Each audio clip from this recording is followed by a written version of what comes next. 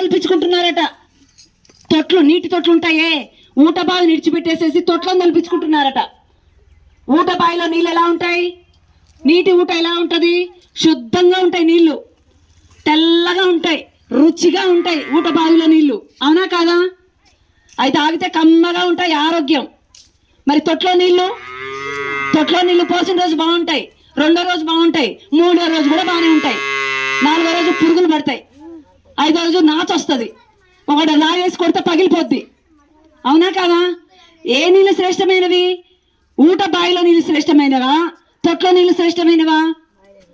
మరి దేవుడు ఏమంటున్నాడు? ఊట బావిని నేను, జీవ జల ఊటని నేను, నన్ను విడిచిపెట్టారు నా జనులు, నా బిడ్డలు, నా సంతానం నన్ను విడిచిపెట్టేసేసి తొట్లను తొలిపించుకుంటున్నారు.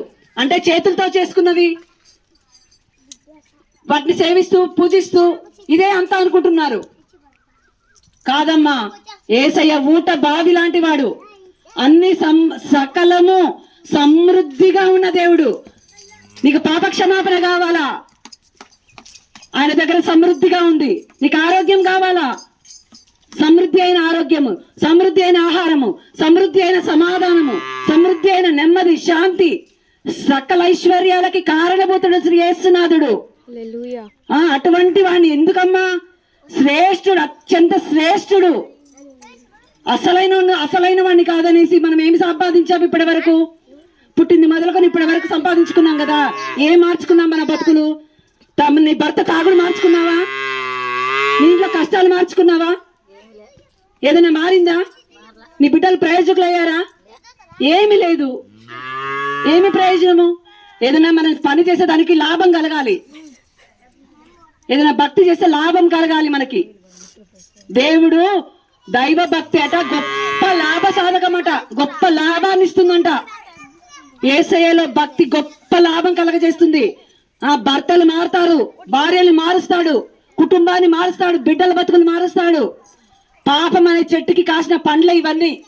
పాపము పాపము పాపము చెడుతనము, ఈ పాపం అనే చెట్టుకి కాసిన పండ్లే ఈ రోగాలు, ఈ తాగుడు, ఈ కొట్టుకోవడాలు, ఈ చంపుకోవడాలు, నరుకోవడాలు, ఈ బూతులు, ఇవన్నీ ఎక్కడి నుంచి వచ్చినాయి అంటే పాపం అనే చెట్టుకి కాసిన పండ్లు. దేవుడు ఏం చేశాడు? పైన బాగు చేసే దేవుడు కాదు యేసు ప్రభువుల వారు. ఆర్ఎంపీ డాక్టర్ దగ్గరికి వెళ్తాం మనం.